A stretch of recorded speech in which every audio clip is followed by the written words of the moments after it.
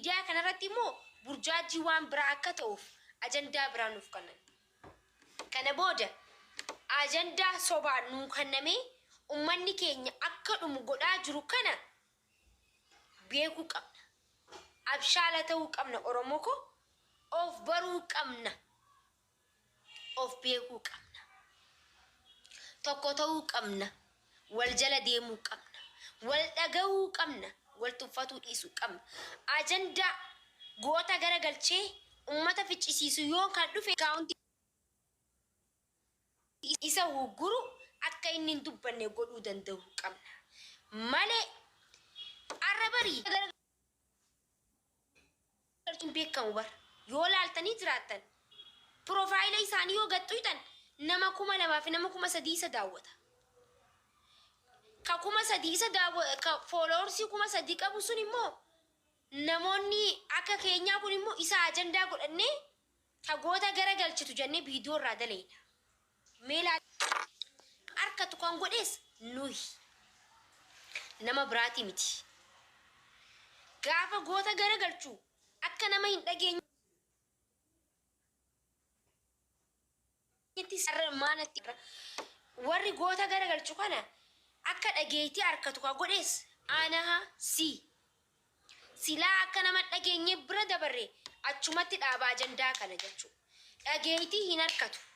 Akka dhageetii harkatu kan godhu jirus nuyi badii keenyas fudhachuu qabna. Badii keessan fudhachuu qabdan. Waliigalee miti. Kana booda sabni keenya akka kabajamuuf yookiin sodaatamuu qaba Oromoon yookiin kabajamuu qaba. Waa lama qabannee deemuu qabna saba koo saba gamtaa qabu ta'a. Garaa hidhadhaa.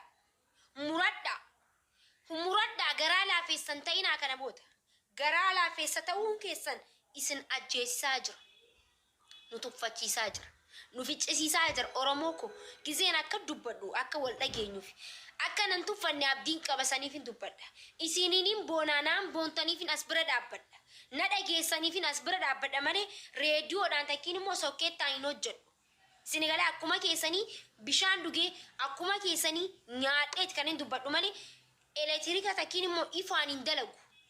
Na dhageessaniif gizeen dubbadhu immoo wal jala deemnaaf inni kan haasa'u malee akkumatti usee haasa'ee qofa irraa akka dabarruuf miti. Yookiin sodaatamuu qabna yookiin nama isin ajajuun eeggatina.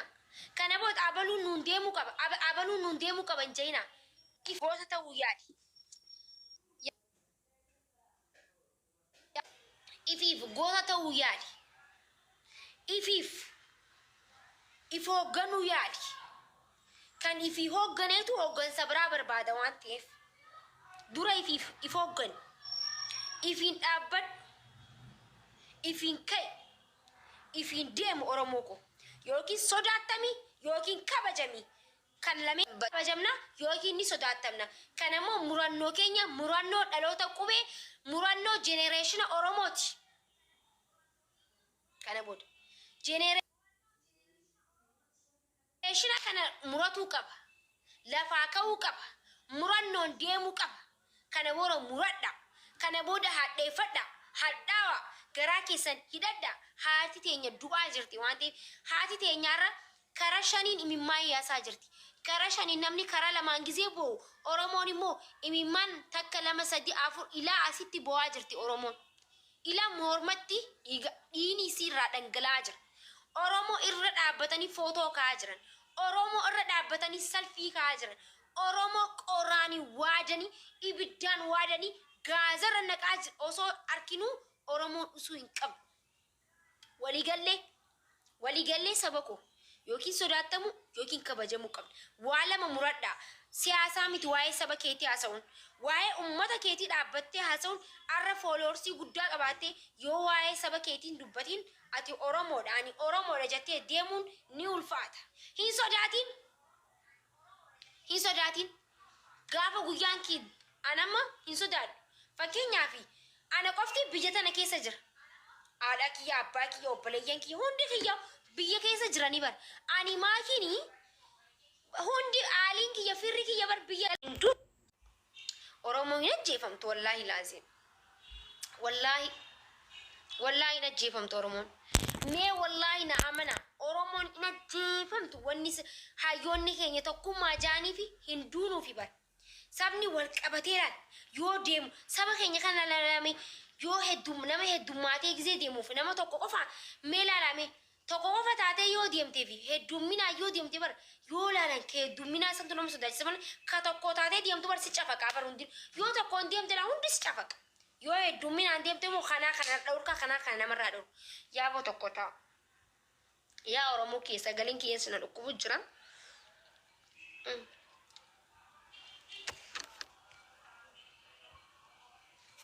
Yaa Oromoo kiyya rabbumaa jedha.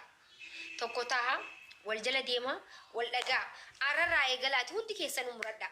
Ararraa eegalaati saba keessaniif sagalee ta'a warri ilaa irraatillee sabaaf sagalee ta'uun siyaasaa isinitti fakkaate immoo siyaasaa miti ani isiniif hima. Namummaadha. Namummaa namatti dhaga'amuun beetanii namatti dhaga'amuudhaaf sagalee taa'ame namatti dhaga'amuudhaaf sagalee ta'a haadhateetiif sagalee ta'e hundi keetuu immoo boru mana kee keessa seena boru Harargee dhufa boru Arsii dhufa boru Jimma dhufa biyya hunda keessa Jimma keessatti maali ilmi Oromoo bari akkatti reefka isaa ajjeesanii shanedha jaanii magaalaa Jimmaa keessatti bari akkana harkisanii deemaa turan bar ni beeytanii mi kutaalee Oromiyaa keessatti joonusaayidiin hin hojjetamne hin jirtu garuu ta'oo laggaatuni tashawaa keessaatun adda joonusaayidiin biyya san keessatti hojjetamaa jirtu adda wallaahi laazim awwannan jawu hubee eegalte amma fa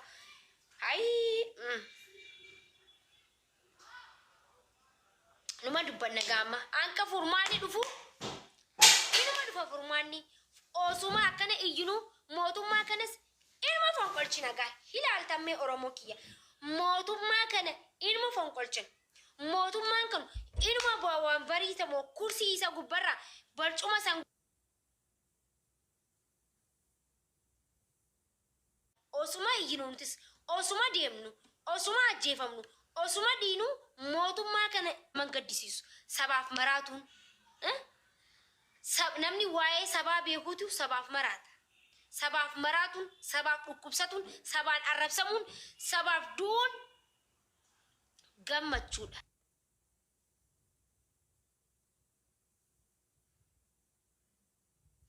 Kabajaadha sabaaf duun, sabaaf malee saba keetiif dubbadhu ni kabajamta.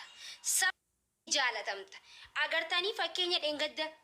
Anamma dheengadda saba kiyyaaf sagalee ta'uu kiyyaaf.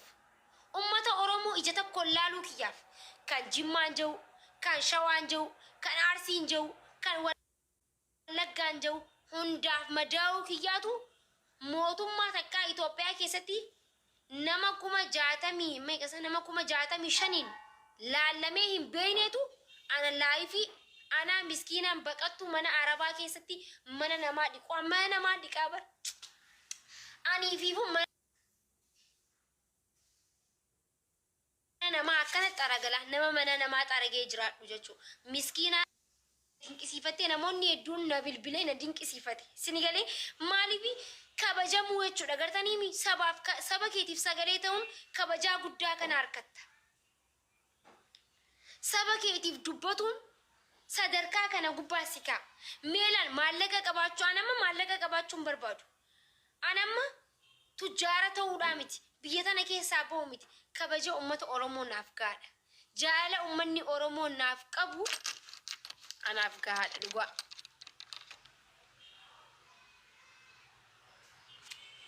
Gartanii kana dubbachuu barbaadee osoo hin ta'in barnoota isinii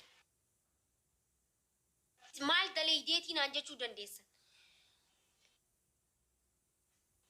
Maal akka dalaguu kiyya osoo hin ta'in sabaaf sagalee ta'uu saba kiyyaaf ganamaaf galgala iyyuu hifadhee osoo hin jein dhadhabee osoo hin jein adeemsa kiyyarraa takkaa maqeen beeku karaa tokkorra dhaabbachuu kiyyaa fi sabni kiyya kabajaa kana naaf kanneen jechuu barbaada. Kanammoo sabaaf maraatuu fi sabaaf dhukkubsatuun kabajaadha jechuu barbaadeeti malee iftuuluuf jechuun takiin waa'ee kiyyaallee dubbachuun jaaladhu waa'ee kiyyaa akkana jechuu hin barbaadu. Sinigalee miti mootummaa caala na laalanii sababa kanaati. sabaaf dubbatuun nama kabachiisa malee nama hin xiqqeessu. Sabaaf sagalee ta'uuni kabaja siif kenna malee kabajaa sirraa hin fuudhu jechuu barbaadeeti malee akka ifa akka abbaduu takkatti ani fi nama akka abbaduu miti dhugaa dubbachuudhaan nama xiqqaadha. Nama sarraatanya mana namaati ani nama akkasitti nama anfee masii akkanatti maal nama jiru miti. An nama mana namaa xaragee shintibeetii namaa dhiqee jiraadhu. An nama miskiina dhugaa dubbadha gaa egaa dhugumaan dubbadha isuma dhugaa rabbi dubbadha isinii galee miti. An nama waa qabu miti. Kana gizeen joommoo akka naaf boochan osoo hin ta'in jechuu danda'a.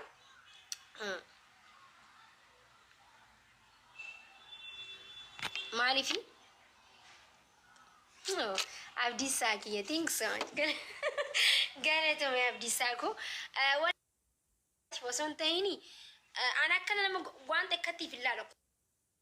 Wanti irra deddeebii kan hin isiniimu Abdiisaa ko Abdiisaa gaa galatoomi think so much gizee hunda support na goota gizee hunda na bira dhaabbatta dhugaa dubbachuudhaafi galatoomi baay'ee si jaaladha Abdiisaa ko ulfaadhu sin jaawaan biraa jechuun akkasii uummata keenya Wallaggaa keessaaf Shawaa keessatti rakkataa jiruuf ammallee irra deebi'a sagalee ta'afi please sagalee waliif ta'a waliif dirmadha waliif iyya anis ankan dandee ganamaa fi galgala dhufnee sagalee taana akkuma iyyina anka waa takka rabbaanu anka waa takka harkan nutti anka duuti uummata kanarraa dhaabbatutti if duba deebi'uu hin qabnu jechuu barbaada. Galatooma ilaa amma warri na dhaggeeffatan sagaleen keenya dhukkubaan xiqqishoo qoysuman waanuma sagalee kana na jira saniifuu anka furmaata harkan nutti anka karaa tokkotti sabni keenya bahutti ganamaaf galgala dadhabne osoo hin jeeyin haasawaa miti bar takkitti ana takkitti biyya jira garuu guyyaa ni du'an jaaman ni du'an hundinuu guyyaa ni duutanaan jee rabbiin du'a kiyya hin ooluga maatiin guyyaa kana duuteennan abshir nen du'a guyyaa san guyyaa naa katabameerraa if duuba hin deebu saniifuu hin sodaatin saba koo guyyaa siif katabamee duuta waan ta'eef seenaa hojjedhudi dubbadhudi sodaadhaan hin du'in sodaadhaan hin taa'in kan mana keessa jirtu kan peejii guddaa qabdu kan tiktookii guddaa qabdu har'a yoo saba keetiif tiktookiin guddaa qabaattee saba keetiif hin fayyadin maafii mushkilaa moo maarree mushkilaa jaasan mushkila qaba maafii mushkilaa osoo hin ta'in mushkila qaba jechuu gaafasa walii gallee arra maanatti ergansa akkatti dhugumaan arra peejii guddaa qabaattee saba keetiif yoo hin dubbatin rakkoo guddaa jira rakkoo guddaa qabda atis rakkoo guddaa akka keetiin na yaachisa arra murattee yoo hin dubbatin arra ni gaayettee yoo hin dubbatin sodaa dhiisaa Oromoon sodaataan qabdu Oromoon miskiinin dhumu jira hin sodaatina saba koo hin dubbadda waan dubbachuu qabdan kanan jechuu barbaada.